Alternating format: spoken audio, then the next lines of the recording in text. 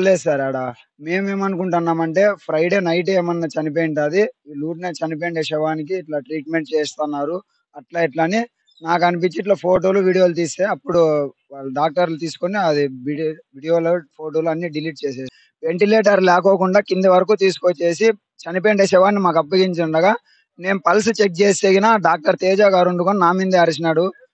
"నువ్వా డాక్టర్ నేనా పల్స్ కొట్టుకుంటాను లేదా" అది ఇది అని చెప్పేసి పైన ఐసీయూలో ఉన్నాడు. 156 ఉండే పల్స్ కిందికి సిక్స్త్ ఫ్లోర్ నుంచి గ్రౌండ్ ఫ్లోర్ లాగానే 0% ఎట్లా అయిపోతది సార్?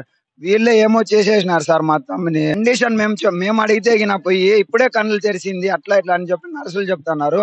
టాబ్లెట్లు మేము ఫార్మసీ నుంచి పైన వరకు ఎత్తుకొని పోతే మళ్ళా మేము తెచ్చిండే ఫార్మసీ అన్ని మెడికల్స్ మళ్ళా కిందికి ఆ ఫార్మసీలోకే పంపించి మళ్ళా ఆఫ్టర్‌నూన్ మళ్ళా అవే మాకు తెమ్మని చెప్పి మళ్ళా 30,000, 40,000 అట్లా బిల్ పే చేపించుకొని మళ్ళా ఈవినింగ్ అయితే మళ్ళా అవే కిందకి పంపించి అట్లా తెప్పిస్తన్నారు. నేను ఒకసారి చూసి అడిగితే గిన మీరు ఎంతసేపుకి తేలే దానికనే మేమే తీసుకొని పోతున్నాం అని చెప్పి నర్స్ అంటాది సార్. మేమే సార్ కట్టిండేది పేమెంట్ అంతా.